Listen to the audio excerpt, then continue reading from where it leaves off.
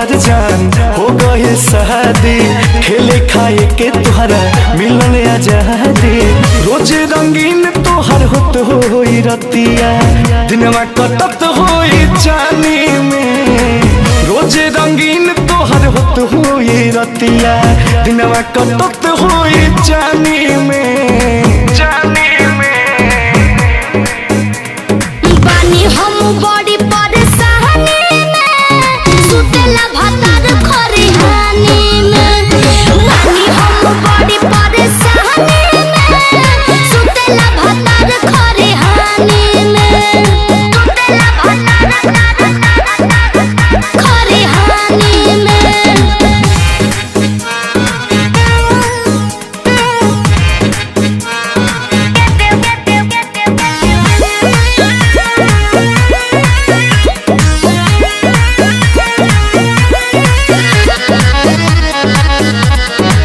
करेलू हमरा से काहे बहाना, खूबे लुटत होई बुमाजा।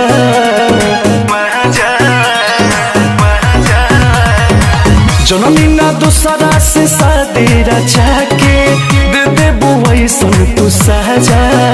अब ही बलम तठे कल नइखे, पियवा के प्यार भेटल नइखे। हमारे संगवा में बचपन बीतैलू, छोड़ के गइलू जवानी में, जवानी में। बानी हम बड़ी परेशानी में, सुतेला भतार खरिहानी में। बानी हम बड़ी परेशानी में, सुतेला भतार खरिहानी में। सुतेला भतार खरिहानी में।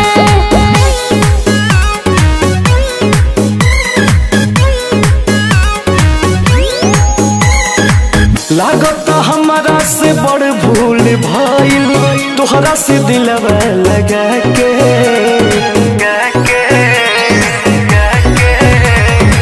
छोड़ के जान हमरा के गइलू, भइलू तो अंकुश रजा के।